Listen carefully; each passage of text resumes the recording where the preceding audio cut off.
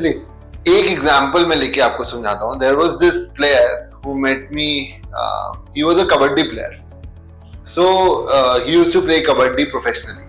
वो मेरे पास आए, कहते हैं कि सर जब भी मैं कबड्डी खेलता हूँ, किसी को मैं पुश कर रहा हूँ या कोई मेरा हाथ पीछे जाता है तो वैसे शोल्डर सडनली ऐसे डर लगता है, मेरे को छोड़ना पड़ जाता है. सो दिस हम लोग मैंने उन्हें एग्जामिन किया सब्सिक्वेंटली. तो क्या होता है, जब भी मैं उनका शोल्डर पीछे लेके जाता हूँ तो ही हैज दिस एप्रीहेंशन, मतलब उन्हें डर लग रहा है कि मैं शोल्डर निकल जाएगा.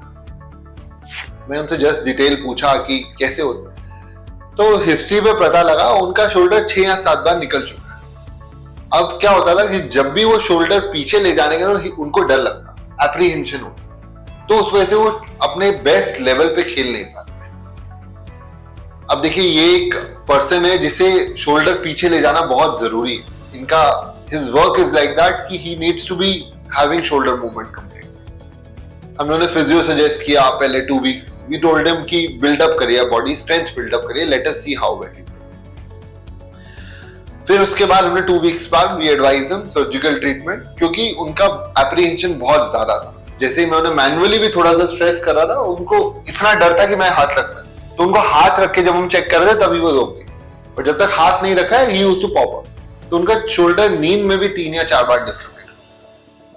देखिए अगर कोई शोल्डर नींद में डिस्लोकेट होता है मतलब उसके आसपास के जो सॉफ्ट टिश्यू है वो बहुत ज्यादा डैमेज.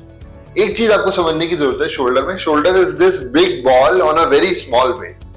और इतनी बड़ी बॉल है, इतना छोटा सा बेस. अब इतनी बड़ी बॉल को आपको इतने बेस पे स्टेबलाइज करना है तो आपको मसल्स और लिगामेंट से स्टेबिलिटी. शोल्डर हिप की तरह नहीं होता कि जॉइंट से स्टेबिलिटी. शोल्डर में हमेशा स्टेबिलिटी सॉफ्ट टिश्यू से आ रही, मांसपेशियों से आ रही. जब भी आपका शोल्डर डिस्लोकेट करता है मांसपेशियां डैमेज होती है.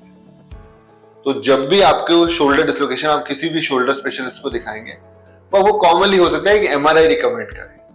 अब वो एमआरआई से हमें ये जज होता है कि वो शोल्डर में डैमेज कितना हो.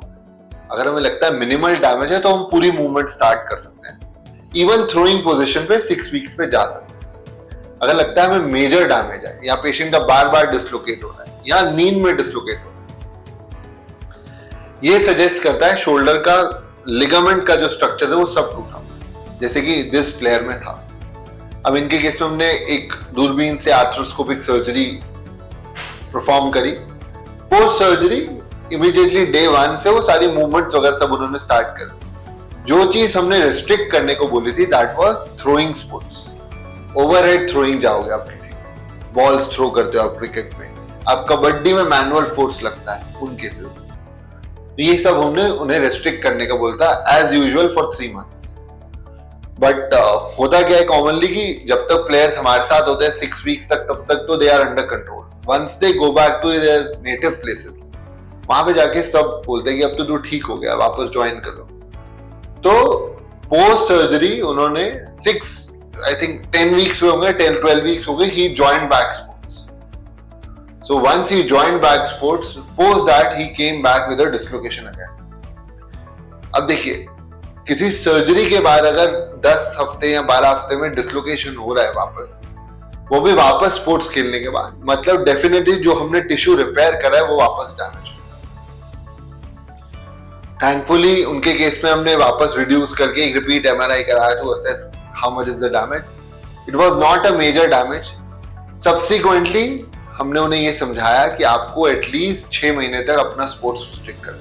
तो ये सबसे कॉमन चीज होती है. प्लेयर्स सोचते सर्जरी हो गई हम वापस चले जाएंगे, ऐसा नहीं होगा. Again physio is a very important component of a sports injury. अगर आप फिजियो एडिक्वेटली नहीं हो पाता किसी भी वजह से तो आप वापस स्पोर्ट्स में नहीं जा पाते.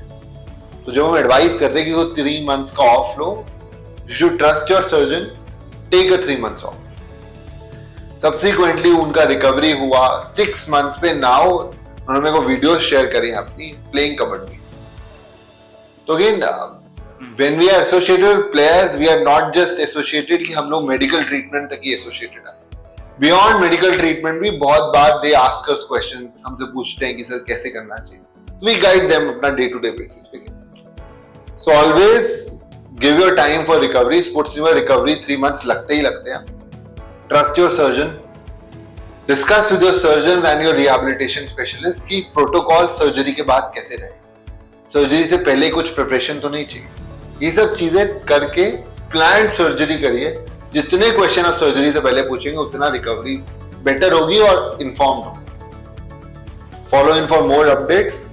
I am doctor Chirag Arora, signing off from here.